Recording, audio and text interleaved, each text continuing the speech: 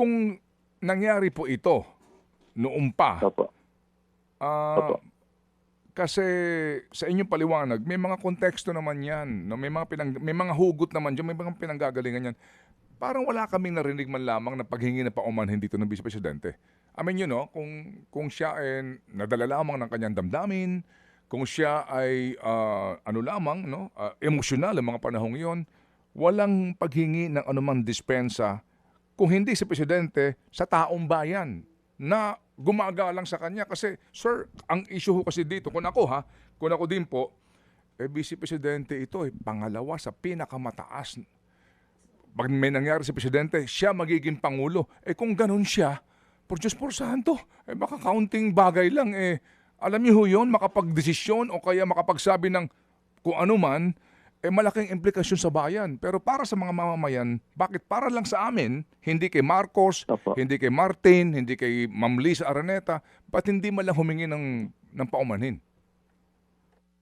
Ay, hindi po ako makakapagsalita para sa Vice Presidente ukol dyan. No? But again, Manong Ted, sa akin talaga, and I don't want to be unresponsive sa mga tanong nyo. These are things kasi that we will have to contextualize and also explain sa taong bayan through the trial.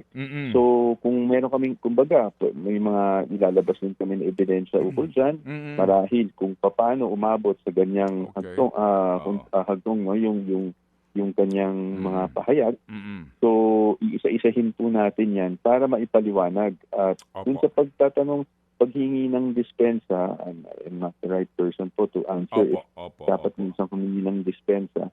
So, papakita na lang po namin doon sa aming mga presentasyon kung sakali man na umakyat po sa Senado. But ngayon din po kasi, you have to understand, nung nangyari po ang mga ganito, nagkaroon na kasi ng NBI investigation kaagad. Tapos, nagsampa sila ng reklamo ng grave threat, and not only grave threat but even inciting to sedition laban sa ating Vice Presidente. Kaya ng mga panahon na yon, sumasagot kami doon mismo sa DOJ. At in fact, ongoing pa ngayon yun. I believe the status is it's submitted for resolution.